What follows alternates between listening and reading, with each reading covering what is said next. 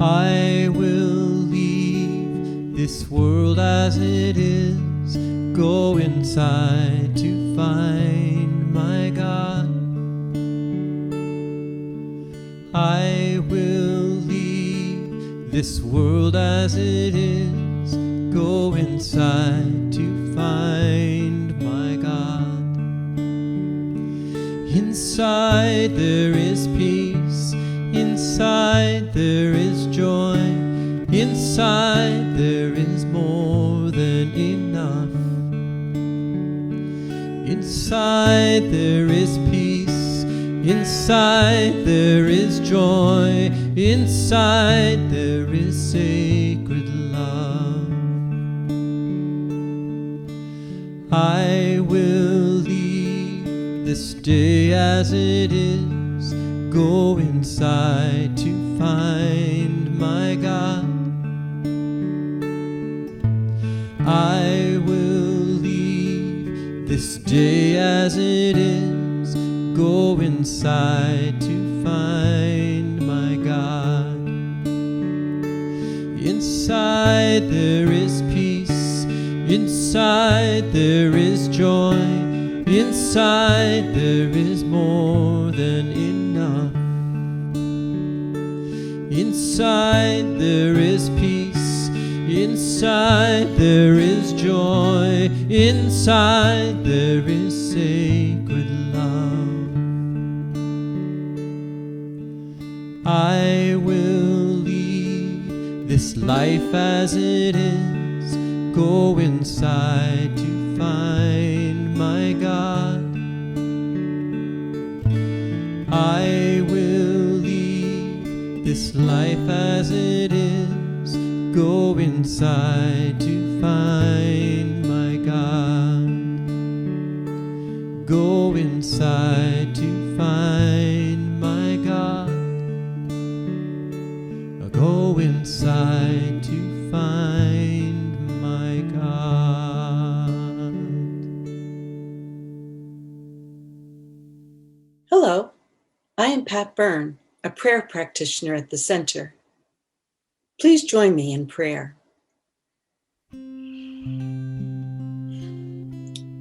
This word is being spoken for this service. Everyone who helped and everyone who is listening. There is only one. This one is all powerful. It is the source of infinite possibilities. It is everywhere present. It is always moving from good to greater good. It is all love, peace, harmony, beauty, wisdom, joy, despite appearances. And each person made in this image and likeness of God co-creates with the One. And because of this service, each person has a transformation. Each person knows at a deeper level than before that he or she can use this power for good, is open to tapping into this source of infinite possibilities. Each person sees more of God in his or her life, more joy, more peace, love, beauty, harmony, wisdom, more good. I am so grateful this is true. I release this word knowing that it is already done, and so it is. Here is today's affirmation from our Prayers of Wisdom and Vision book. Divine presence creates life through me. I am a channel for its wisdom and generosity. There is no limit to the beneficial impact I can have on life around me. And so it is. Hello. Welcome to the Center for Spiritual Living Santa Rosa's Sunday celebration service. I'm Tara Steele, the community minister here at the center, and I welcome all of you. First-time visitors, those who've come for a year or two, and those who have been coming for decades. You create that special experience called spiritual community. So thank you for your presence. If you are a newcomer or an old timer who'd like to know what's going on at the center, please visit our website, www.cslsr.org. You'll find out about so many different programs and activities, classes, and ways to reach out for prayer if you are in need of it. I also want to appreciate the staff, the volunteers, and the generous supporters that continue to help our center thrive. They donate through the website, they donate on Facebook, they even use the good old-fashioned US mail. So thank you one and all for your generous continuing support, as well as the lovely notes that continue to accompany your support. Today we have a guest, though he's not really a guest. It's our own Dr. Kim Kaiser, who invites us to commit, don't just consider it, commit to transformation. I know in Dr. Kim's talk, in the music, in the times in between, each one of us finds exactly what we need for our spiritual journey. So again, welcome. I invite you to take a breath and settle in and know that this is your spiritual home.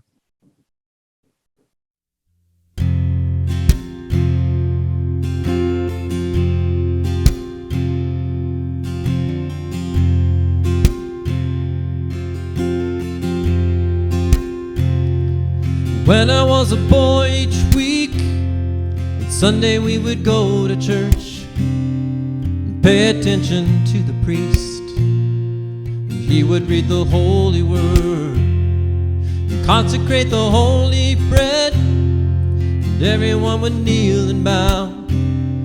Today the only difference is everything is holy now. Everything is holy now.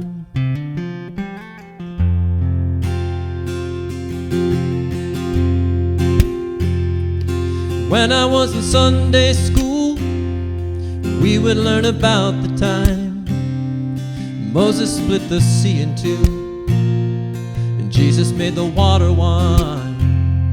And I remember feeling sad that miracles don't happen still, but now I can't keep track, 'cause everything's a miracle. Everything's a miracle.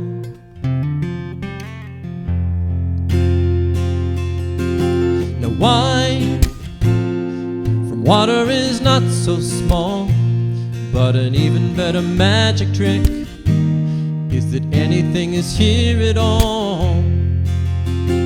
So the challenging thing becomes not to look for miracles, but finding where there isn't one. When holy water was rare at best, barely wet my fingertips, but now I have to hold my breath like I'm swimming in a sea of it. It used to be a world half there, heaven's second-rate hand-me-down, but I walk it with a reverent air, and everything is holy now. Everything is holy now.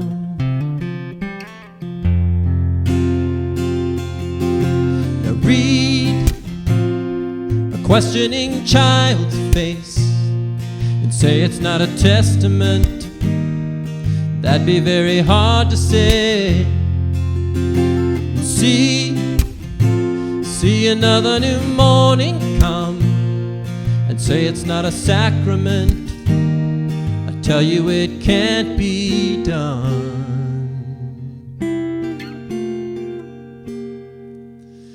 This morning outside I stood and saw a little red-winged bird shining like a burning bush, singing like a scripture verse.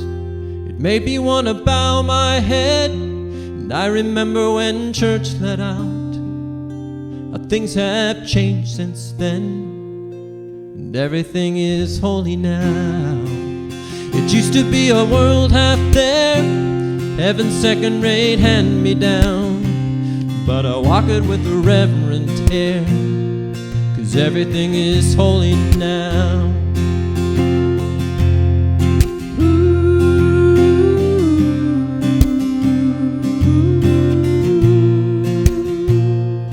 Everything is holy now.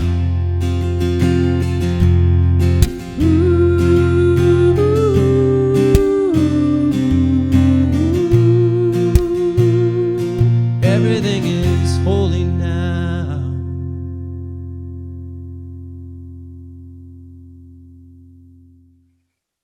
Good morning.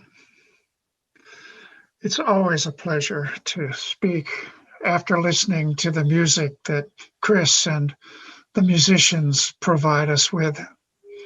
It not only is bringing us important things to hear in terms of the lyrics, but it is also harmonizing us so that no matter where we are in time and space, we are together, put together. You could say we're synchronized together by that music. So I want to thank Chris, and I also want to look at the song that he chose for us to listen to. It's called Everything is Holy Now. And the important words for this talk right now are, it used to be a world half there, heaven's second-rate hand-me-down, but I walk it with a reverent air, 'cause everything is holy now. That statement really fits in well with our topic for today, which is commitment to transformation. One of the things that we're looking at is, how is it that we exist in different ways in our awareness of the world, that sometimes we're aware of it very well, sometimes we're not aware at all. And so this is a topic for us to look at. How do we commit to transforming our experience of the world so that we experience all that is there? I'm Kim Kaiser, a minister here at the Center for Spiritual Living, Santa Rosa, and I'm happy to be able to talk about this topic. But let me begin with something that, well, I love to watch YouTube, and I watch Simpsons clips all the time. And recently there was in one of the clips, there was a sign outside the church, and it said, if you were God, you'd be home now. And I thought that was really a great way to describe not only experience our skepticism about, am I really God? But secondly, to begin to look at the ways in which we are so amazed that somebody could actually say that you or I possess the qualities of God. So, you are not God, I am not God, but as we say in this kind of teaching, God is all there is to anything, and God is all there is to you. Typically, when you refer to yourself, you're not referring to that you. You're referring to what I am going to call a you that is made up of your habits. So, the theme of this talk is, the more of the details of our daily life that we can hand over to the effortless custody of habit, the more our higher powers of mind will be set free. This is in 19th century language. I know, and therefore is a bit difficult to hear. But it's basically saying that your habits are what you are calling yourself, that you can change your habits. And one of your habits is calling yourself something that is not composed of God, that is not the same thing as what God is. So we're here to find out how to transform these habits of thought and mind so that they reveal to us the whole world and not a world half there. The idea that we can hand over our life to habits so that we can pay attention to the higher powers of our mind, this is something that actually we can see in Barack Obama. Barack used to have everything set out, his clothes immediately available, his meals, his exercise, etc. So he's had a life that was used habit to get a lot of stuff done in a way that he didn't have to think about it, so that he could leave his mind open for the continual and constant demand of making these large decisions. So the first and most important habit for us to pay attention to is what and where we put our attention on. And Michael Beckwith, a significant major teacher in this movement, has said, as he does in his way, he said, well, you don't have to have superpowers. Wait, you do have a superpower, he says. You have the power to direct your attention. You can direct it where you want to. So I want to talk about this idea of attention a little bit further by using a story from William James again. He was a professor at Harvard. And at Harvard, he was talking with a group of students one day. And the students, a professor came by and didn't even acknowledge them and seemed to be lost in thought. And the students laughed as he went by and said, oh, there's the absent-minded professor. And James said, no, you've got it all wrong. He said, he's not absent-minded. He's present-minded somewhere else. Indeed, in some real way, if you aren't present here, you're present somewhere else in your mind. And indeed, we want to bring ourselves to this place, to this time, to the place where, as we say, is the home of God, which is this moment, wherever you are, always. In Edward's talk last week, he talked about training his puppy. This new puppy gets distracted easily.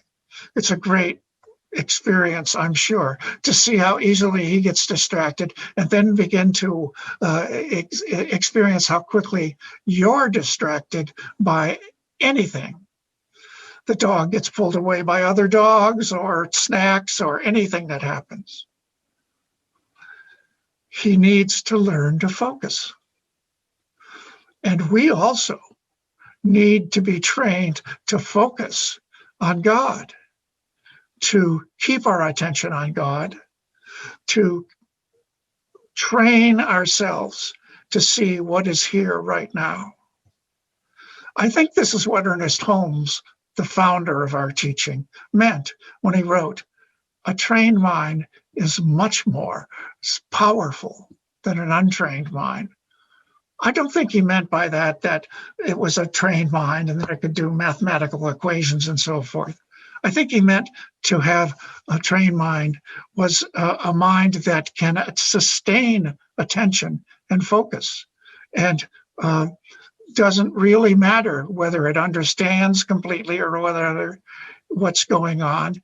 It is completely present to it, with ready to see and know what is here. So you can train your mind. We can train our mind to sustain focus more and more. And in this way, you begin to experience more and more of the real world you live in, not your ideas about it or your ideas about yourself. Now, William James points to an interesting way in which we actually decide what to pay attention to. He says simply, my experience, that is my attention, is what I agree to attend to. If I keep my mind on something, good or bad, that will be my experience. Some idea or person or event that has been interesting enough to get your attention becomes your experience in this time of change and challenge. What are you focusing on? You and I are being flooded with ways in which things are not, well, to put it simply, quite as good as they should be or could be. Do you keep your attention on things that are not here or not quite complete or not beneficial? Or do you keep your idea on God? Do you keep your attention on God? Place your attention on who you really are. As one teacher said, you are not God, but God is all there is to you. And that God's omniscience, it's all-knowing, omnipresence, it's everywhere, always, and omnipotence, it's all-powerful, are yours. They exist in you right now. They're not to be gained, but to stop being fought against or denied. So, do you in fact do that? Do you keep your attention on God's presence and in your life? Or do you say, well, even if God's here, I'm not really interested because I'm interested in proving to myself and to God that I can do whatever I need to do on my own without any help from anyone, including God. That kind of habit is the kind of habit that causes you to see a world half there.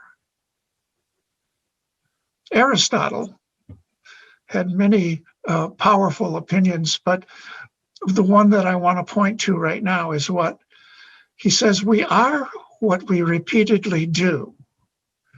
And excellence, then, is not an act, but a habit. So whatever we repeatedly do, it becomes a habit, and it is the measure of our excellence. In what way do you habitually respond in a way that you like, in a way of that promotes openness and promotes direct contact with reality? William James emphasized the liberating power that changing habit can bring. The greatest thing, he said, in all education is to make our nervous system our ally instead of our enemy. In fact, that idea that the nervous system, which is what he's now calling the habitual unconscious activity of habit, can be made into an ally, just as Obama does by clearing away minor decisions. And indeed, if you begin to have habits which reveal the world to you, you can begin to, and also take care of freeing your attention so that you can pay attention to the rest of what's there beyond your habits. Then something that has been called and was called in James's time genius can come through. And that is actually the direct communication from source, from God, that constantly is available and can guide us. So, and in the terms of the idea of genius, it was described as what we would call now our inner voice or inner guidance or higher power. But it appears in bursts of consciousness, and it appears in ways that are not clouded over by habit. James defined a habit this way: any action which has been repeated frequently tends to perpetuate itself. And we find ourselves automatically thinking and feeling and doing whatever we have been accustomed to think, feel, or do in similar circumstances when we've used this habit. We don't have any purpose in using it. We don't have any conscious calling it into being. It just comes, and we are immediately experiencing that which we experienced before when we were using that habit. 99% of what we think we are, what we feel we are, is just unfolding habit, according to James. And as we look at current neurocognitive studies, we are seeing that a massive amount of what we call our own inner talk and dialogue is actually voices, beliefs, and opinions that are not our own, but are kind of automatically repeating themselves habitually. And James really knew that there will be immediate and powerful transformative change in your experience of life when you begin to modify and acquire new habits that reveal the whole world to you. So we don't want to get rid of habits. We want to start to use them. We want to start to use our nervous system, as William James would say. But how do we change our habits, and how do we make that shift in an effective way?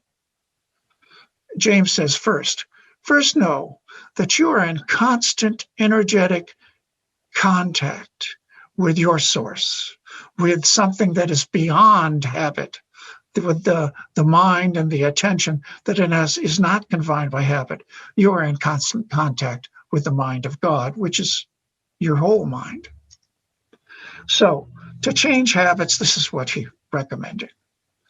Our attention, of course, helps us modify and identify habits when we recognize them. And in this time of COVID, etc., of shelter in place, we have a lot of time to notice and work with the habits that are hindering us. James offered 3 rules for the successful formation of new habits. One, he says, launch yourself with energy. If you're starting a new habit, set up things so that they support you. Put yourself in situations that encourage the new way. Make appointments and schedule activities that with the old, that work against the old habit or support it. Take a public pledge. Let people know you're doing a new habit. He said, use that word launch several times. Launch yourself with strong and decided initiative as possible. He also suggests accumulate, put in place, reinforce right motives for doing this. The second thing he says, never suffer an exception. That is, do your habit as often as it is needed. Do it often and regularly. He says, if you, for some reason, don't do your habit, whatever, this focus on God, don't beat yourself up. But just remember, I want to go back to that habit. I want to go back and do that. He says, if you don't catch that, every time you don't, when the opportunity arises, return your attention to spirit. He said, it's like rolling up a ball of yarn. if you're winding it up, a single slip of the winding will undo a great many turns. So every opportunity you have to practice this consistently, repetitively, never missing a beat. And in this case, the beat is, oh, I remember, I need to return my attention to God and focus. Then you basically undo energy that you've built up that allows you to automatically return. And finally, he says, seize the first opportunity, find opportunities to use this new habit. Look again and again and again. Take every activity, every moment to reinforce this activity. Or, as James put it a lot more succinctly, to change one's life. Start immediately, do it flamboyantly, and have no exceptions to the change. So I want to recommend some practices to us and that we might use to change habit. The first thing you might do, and I'm recommending things that I am doing, but you can find your own, of course. One is wake up with gratitude. Wake up with a sense of first contact with the world in which is appreciative and just mentions something that is something you're grateful for. I recently got a set of cards, sayings from the Buddha, and you pick one every day. And the first one really touched me, and it's very simple, but it did somehow. This card said, "Give thanks for what has been given to you, however little."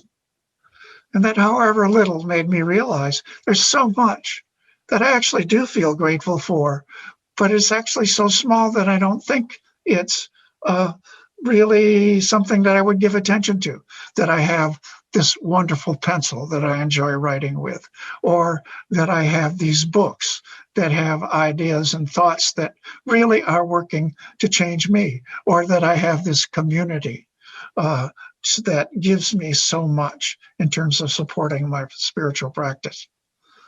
Think about those things. First thing in the day, just some of them. Secondly, take moments and experience awe. The Kabbalah, which is a Jewish mystical teaching, and indeed is probably the most familiar and most readily accessible of all the mystical teachings that I've studied, says you might think that God is a man with a beard. Well, you'd be wrong. Or you might think that God is the power and spirit of love that is everywhere. And you'd say, well, you'd be wrong.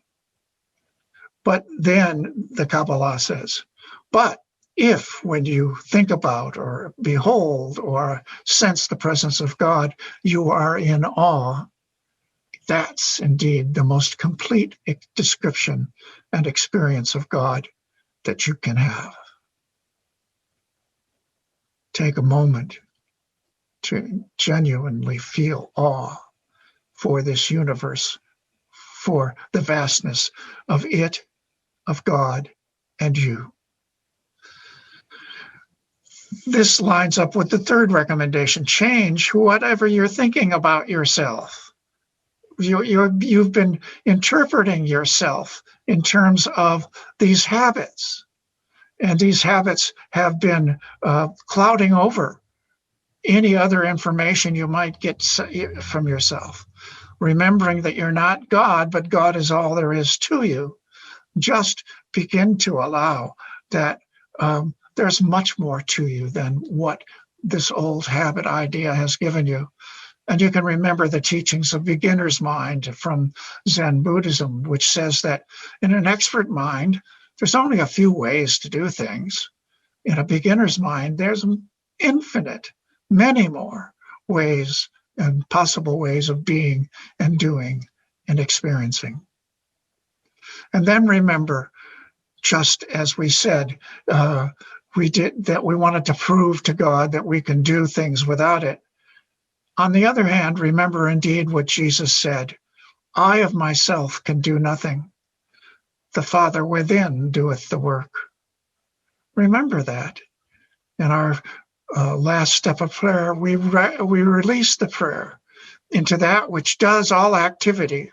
You can call it God, reality, the world itself, being itself, but that's what does the work.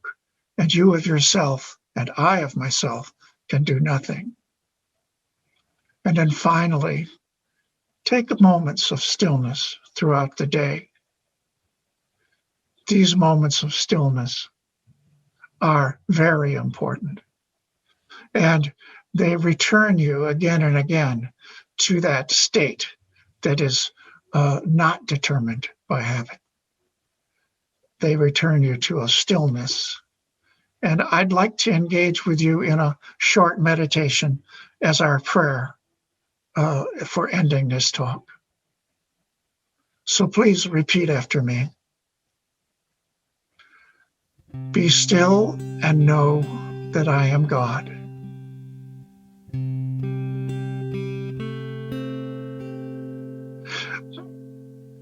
Be still and know that I am.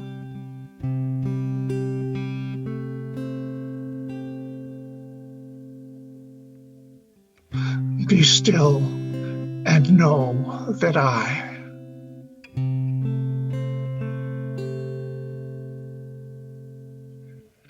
Be still and know that.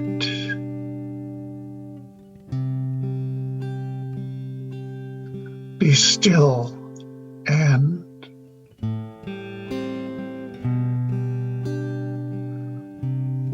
be still.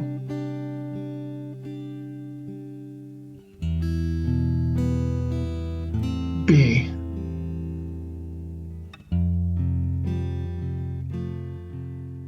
And so it is. Hello, everyone. I'm Alan Yeager, your webmaster and communications officer.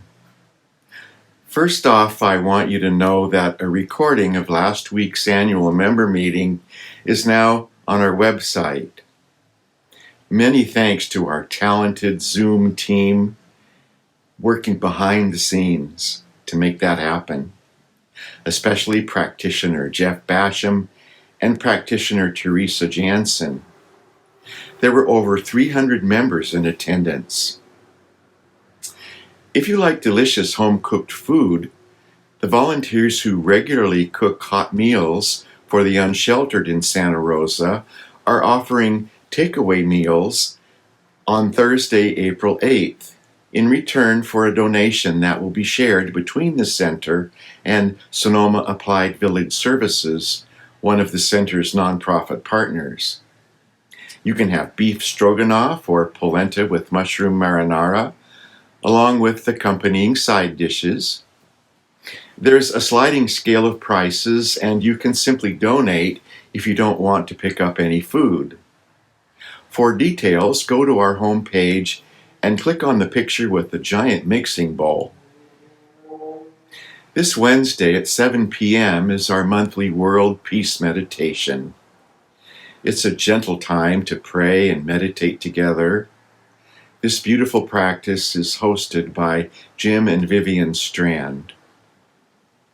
1 week from Wednesday, on April 7th, our monthly Wednesday Night Live series welcomes Reverend Harriet Hawkins, speaking on the topic Full Contact Love. There will be a time for questions and answers after the talk.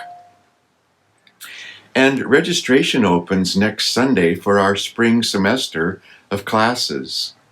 There are 5 spiritual enrichment courses and 4 certificated core classes. Clearly something for everyone in our community of lifelong learners. For details, go to our homepage and scroll down to the picture with the caption Online Classes. One last reminder, Prayer practitioners will be standing by after this service to give you a 5-minute one-on-one prayer. To get to the prayer room, log out of this broadcast and use the link on the homepage of our website. Just scroll down a bit and click on the yellow band called Sunday Links and choose After Service Prayer. Well, that's it for now. Here's wishing you a wonderful week ahead, and thank you so much for being part of our amazing spiritual community. Hello, my name is Catherine Jurek. I'm a longtime volunteer and member of the Center for Spiritual Living. I want to tell you about a very special event that some friends and I are putting on. We've been cooking at the Grange for unsheltered people for over a year now. We're all members of the Center for Spiritual Living, and we're doing a fundraiser for the center and for one of our nonprofit partners, Saves. We're going to be cooking a meal for you, and you can purchase this meal online at Stepping Stones Bookstore on the CSL website. You can also just go there and make a donation. We're going to be using the money to continue our cooking efforts and also to support the center. I hope you'll join us on April 8th. It's a Thursday. We'll be making beef stroganoff and a vegan polenta, and you can pick it up in our drive-through arrangement right here in the CSL parking lot on Thursday, April 8th. Hope you'll buy a ticket and support our residents, all the residents. Greetings, beloved community. This is Esther Nicholson, founder and author of Soul Recovery. Recovery is actually the rediscovery, reawakening, and realigning to your essential nature of confidence, empowerment, clarity, a sense of safety, freedom, and your overall well-beingness. So in this workshop, the Healing Code of Forgiveness, Freedom from Shame and Trauma, we're going to release that heavy energetic, that heavy weight of those experiences and those illusions that you've been carrying around, and we are going to get reacquainted with your true identity, who you really are. We are going to reconnect. You are going to reconnect to you, the real you. So join me in this workshop, The Healing Code of Forgiveness, Freedom from Shame and Trauma, Center for Spiritual Living, Santa Rosa, on April 18th. When you register for this workshop, you will be given the link to join us on that date and time, where we're going to go in and we're going to heal that inner child. We're going to set you free and reignite you, recover you, the real you. I am so looking forward to being with you, beloved. Peace and blessings.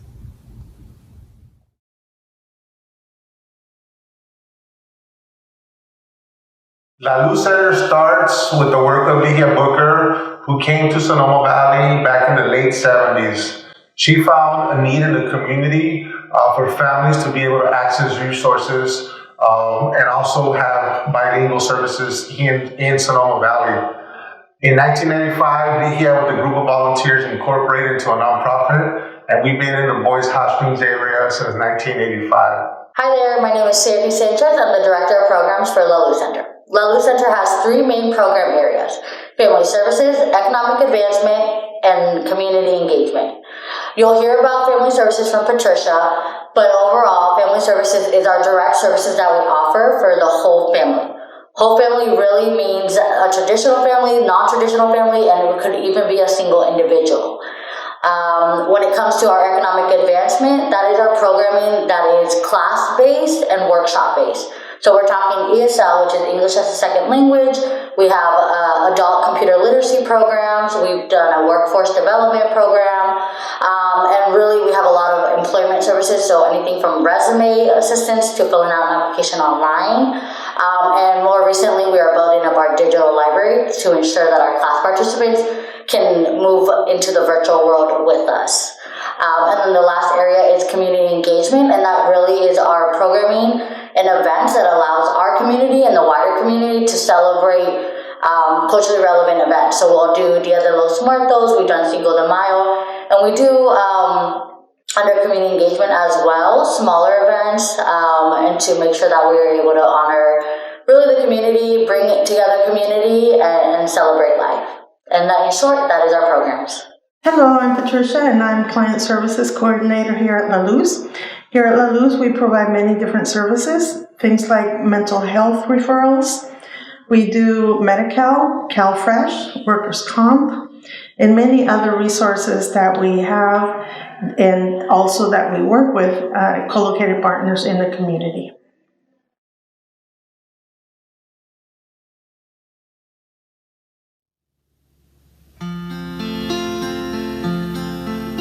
When darkness closes in and you can't find your way, the doubts you drag around only seem to say, how can you make it on your own? Remember, you're never alone. Lean into me, I will raise you up. Gather your faith and we'll walk on water. Hold out your hand when you can't go on. Let go and lean into me. You're longing to be filled with peace that overflows, to hear my quiet voice. Just be still and know, in every sacred silence, I'm only a whisper away. So lean into me, I will raise you up. Gather your faith and we'll walk on water. Hold out your hand when you can't go on. Let go and lean into me. With every leap of faith comes the risk you might slip and falter. Leave what you've known behind, out on the edge you'll find I won't let you fall. Lean into me, I will raise you up. Gather your faith and we'll walk on